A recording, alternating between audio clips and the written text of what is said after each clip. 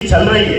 आज बेरोजगारी से तंग आकर हमने भवरपुरा पे अभी 2 दिन पहले देखिए फांसी पे लटकी बहन मिली हमको। आप जाके देखिए अपने जो आपके फ्रेंड सर्कल है उस पे जाके कितने लोग डिप्रेशन के शिकार डिप्रेस हो रहे हैं। परीक्षा कैसे करें, भर्ती आ गई, अब परीक्षा होगी कि नहीं होगी, रिजल्ट आएगा कि नहीं आएगा, भ्रष्टाचार हो जाएगा।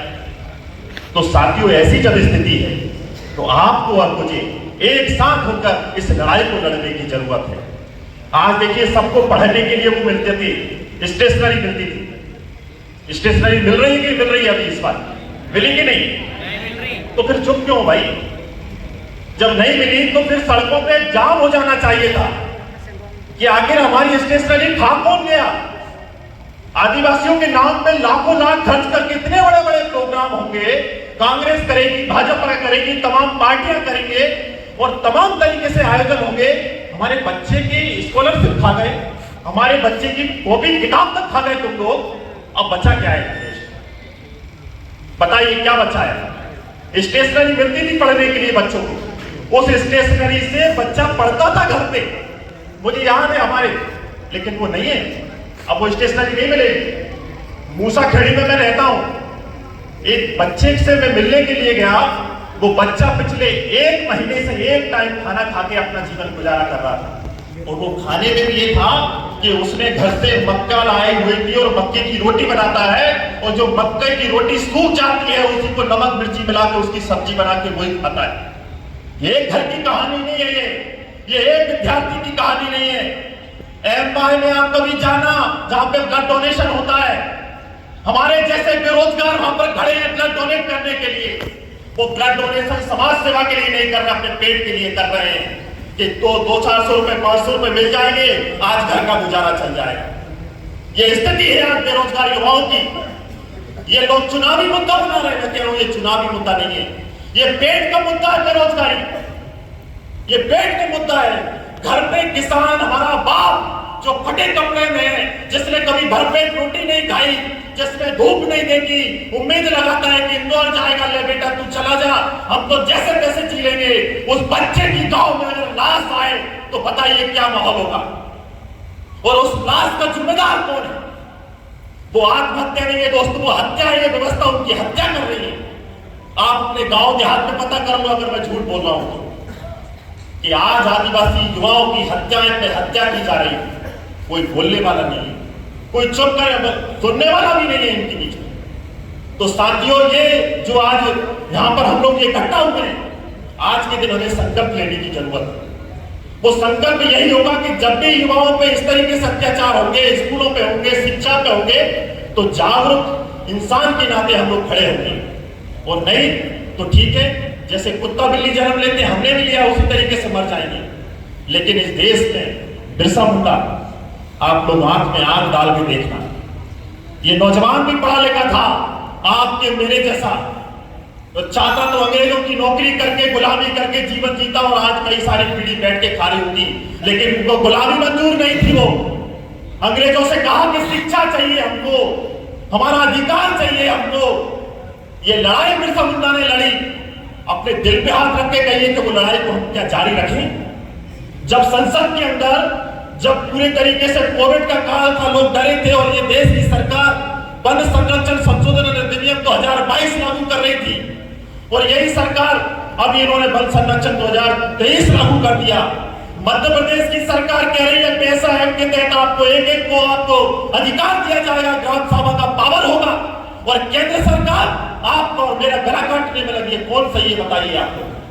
अगर वन संरक्षण 2023 संशोधन 2023 लागू होता है तो ग्राम सभा का पावर निशेष हो जाएगा। आप पढ़िए, जो हमारा कानून था 2006 का, उसको निशेष कर दिया जाएगा। लेकिन इस पे तो पूरे गांव से आवाज उठना चाहिए था मेरे भाई, लेकिन नहीं उठी।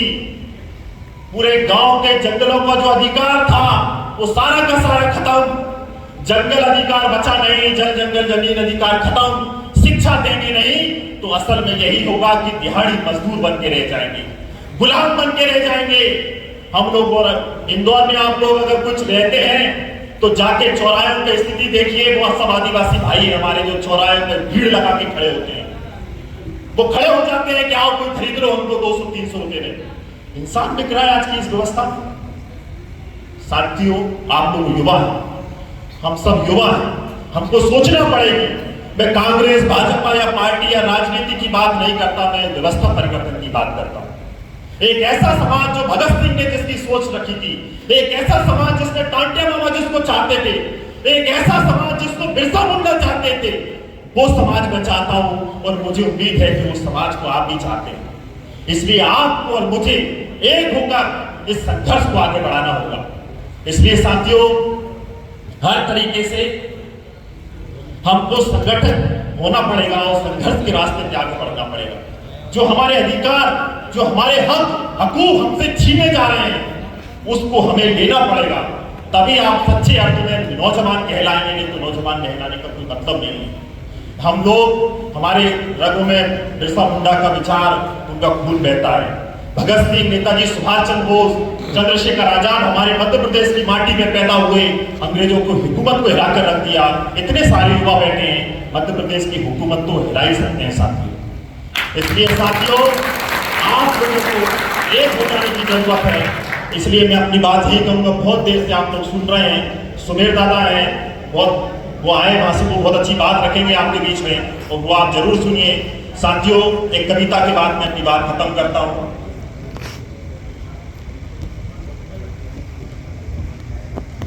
दरहम बरहम दोनों सोचें, मिलजुल कर हम दोनों सोचें। दरहम बरहम दोनों सोचें, मिलजुल कर हम दोनों सोचें। जख्म का मरहम दोनों सोचें, सोचें पर हम दोनों सोचें। घर जब जल राख हो जाएगा, जब सब कुछ खाक हो जाएगा, तब सोचोगे? सोचो आखिर कब सोचोगे? ईंट और पत्थर राख हुए हैं, दीवारों दर खाक हुए हैं, उनके बारों में भी सोचो जिनके छप्पर राख हुए हैं। बेबालों पार हो जाएंगे, जब सब कुछ बेघर हो जाएंगे, तब सोचोगे? सोचो आखिर कब सोचोगे? फाके से मजदूर मरा है, मेहनत कस मजदूर मरे हैं, अपने घर की आग में जलकर गुमनाम और मजबूर मरे हैं। एक कयामत दर पर होगी, मौत तुम्हारे सर पर होगी, तब सोचोगे? सोचो आखिर कब सोचोगे? माँ की आहें चीख रही हैं, नन्ही बाहें चीख रही हैं, कातिल अपने साए में है, खूनी राहें चीख रही हैं, रिश्ते अंधे हो जाएंगे, गूंगे बहरे हो जाएंगे, तब सोचोगे? सोचो आखिर कब सोचोगे?